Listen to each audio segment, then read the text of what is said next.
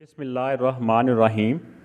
Resize इस वक्त जो ऊपर ये 3 है, हर साल का नंबर चेंज कर देते हैं और क्वेश्चन वही रहते हैं। तो आपने वीडियो के अंदर आने वाले नंबर से परेशान नहीं होना। अगर आपके ये क्वेश्चन आपके जो थंबनेल के ऊपर एक्सरसाइज का नंबर जो डिटेल दिया हुआ है अगर उसके साथ टैली कर रहा है तो आप उसी के साथ ही टैली करना है। अक्सर बच्चों के कमेंट्स आते हैं कि सर वीडियो के अंदर एक्सरसाइज का नंबर और है, आपने बाहर और लिखा हुआ है। आप बाहर वाले नंबर को ना अपनी बुक के साथ टैली करें। चूज़ करेक्ट ऑप्शन दिए हुए हैं, इसमें से जो सही वाला आप समझते हैं उसको आपने चूज़ करना है। अब देखें ये ऊपर भी स्क्वायर रूट है, नीचे भी स्क्वायर रूट है। तो ये आप याद रखें कि स्क्वायर रूट में अगर मल्टीप्लाई या डिवाइड हो रहा हो तो हम अलग अलग भी स्क्वायर रूट कर सकते हैं और सारी वैल्यू का एक भी स्क्वायर रूट कर सकते हैं। आप ये समझ लें कि ये एक ही स्क्वायर रूट है। ये ऊपर 3 नीचे 3 से कट गया।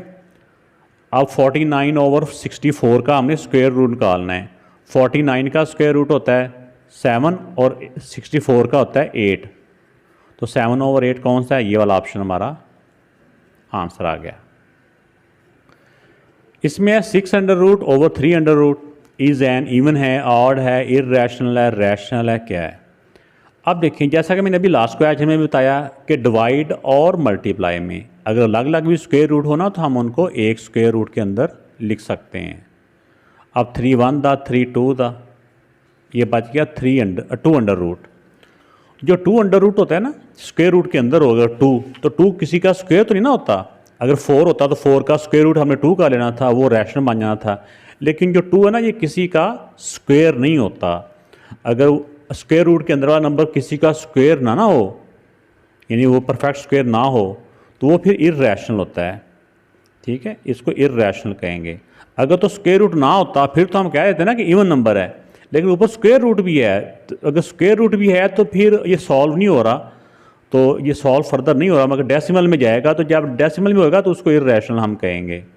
तो अगर तो ये सॉल्व हो जाता, अगर ये हो जाता है 6 मगर 9 होता है, मगर 9 ऊपर अंडर रूट, तो 9 स्क्वायर रूट का आंसर होता है 3। तो 3 को हम ऑड भी कह सकते थे और 3 को हम रैशनल भी कह सकते थे, लेकिन ये ऊपर स्क्वायर रूट आ गया और ये किसी का परफेक्ट स्क्वायर नहीं है, तो लिहाजा ये इर्रेशनल नंबर कहलाएगा। थर्ड पार्ट है the square root of this consist of dash digit, यानी इसका जो आंसर आएगा वो कितने डिजिट में आएगा। इसका तरीका ये होता है कि जिसका भी हमने स्क्वायर रूट मालूम करना है ना उसके पेयर बनाएं। उसके पेयर कितने बनते हैं? इसके पेयर बनते हैं 2। तो इसका आंसर भी जो है ना, इसका जो स्क्वायर रूट आएगा इसका स्क्वायर रूट भी 2 डिजिट का होगा, ये वाला। नेक्स्ट है इसको सॉल्व करें। 25 1 दा 25 और 11 प्लस के 36 ओवर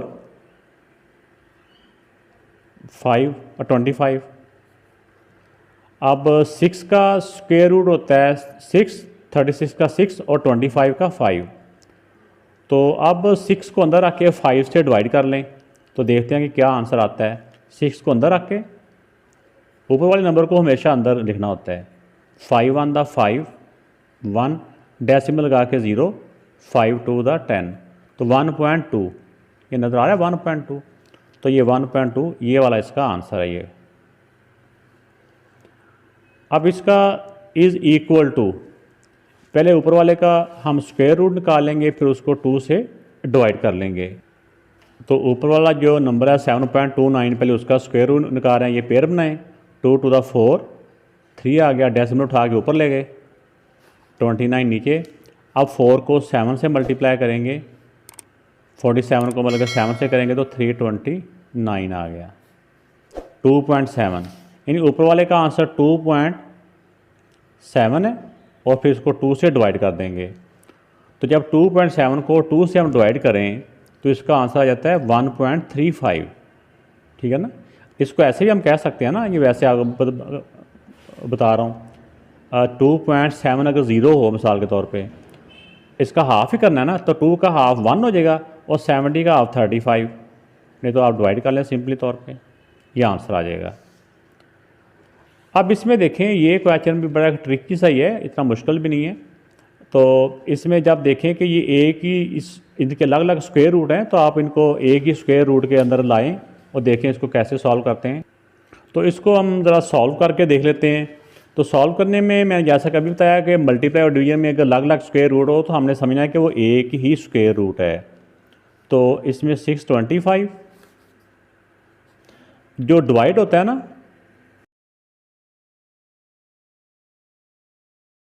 तो इसको मैंने यहाँ पे लिखा, तो बस आपने इसके रूल को फॉलो करना है। यहाँ पे जो वैल्यू दी हुई हैं मैंने वही वैल्यू लिखी है, जैसा कि बुक के ऊपर ये वैल्यू दी हुई हैं। किसी बुक के ऊपर मैंने देखा, किसी बुक के ऊपर ये 125 भी लिखा हुआ है यहाँ पे, लेकिन कोई बात नहीं है। मेरे पास जो लेटेस्ट आप इसका एडिशन आया उसमें यही है। इसका एक आपको ट्रिक बता देता हूँ, जो इसका मेथड है बेसिक है वो बता देता हूँ, बाकी आप जैसे मर्जी करते रहना। कि जो डिवाइड के बाद वाली वैल्यू होती है ना, डिवाइड के बाद वाली, अगर ऊपर है तो उसको नीचे लिख देंगे। अगर डिवाइड के बाद वाली वैल्यू इस फ्रैक्शन के ऊपर है तो इसको नीचे लिख देंगे। जो नीचे है ना ये 6, ये नीचे रहेगी 625। अब जो डिवाइड के बाद नीचे वाली वैल्यू है, जो डिवाइड के बाद फ्रैक्शन के नीचे है ना, इसको ऊपर ले जाएंगे। डिवाइड के बाद, अगर डिवाइड के बाद वाली वैल्यू ऊपर है तो उसको नीचे ले आएंगे, जो डिवाइड के बाद वाली वैल्यू नीचे है उसको ऊपर ले जाएंगे। ये वाला 5 ऊपर चला गया, एक पहले भी 5 ऊपर है, ये हो गया ऐसे। तो अब देखें इसमें 625 से 625 कट गया। ये 5 5 दा 25 होता है ना, 5 5 दा 25, तो 25 से ये 25 कट जाएगा। तो अगर ऊपर और नीचे डिवाइड में वैल्यू कट जाएँ तो वहाँ पे 1 बचता है, तो 1 का स्क्वायर रूट 1 ही होता है। तो इसके हिसाब से जो उन्होंने हमें वैल्यू दी हुई हैं, तो हमारा जो आंसर 1 आ गया। तो हम यहाँ पे देखेंगे हमारा जो ऑप्शन यहाँ पे 1 है ये, तो ये हमारा आंसर आ गया इसका। अब नेक्स्ट पार्ट है, the area of a square region is this, the length of each side of the region. जब भी स्क्वायर का एरिया दिया हो उसकी एक साइड की लेंथ मालूम करनी हो तो इसका सिंपल तौर पे इसका स्क्वायर रूट निकाल लेना होता है, ठीक है ना, स्क्वायर रूट। तो इसका स्क्वायर रूट निकालेंगे तो ये आ जाएगा गालबन 36 आएगा, क्योंकि ना 12 है ना, तो 3 3 दा 9 हो जाएगा 3, तो 3 वाला एक यही है। तो बाकी भी अंदाज़ा हो रहा है कि यही वाला, इसका एक साइड की लेंथ मालूम करनी है तो 36 आ जाएगा इसका आंसर। तो नेक्स्ट पार्ट है ये 2 ओवर ये और 16 ओवर 9, तो इसका मालूम करना है इक्वल टू, तो ये किसके इक्वल हैं। तो इसमें देखें कि इनके हम स्क्वायर रूट निकाल सकते हैं ना, 4 का स्क्वायर रूट भी हम निकाल सकते हैं।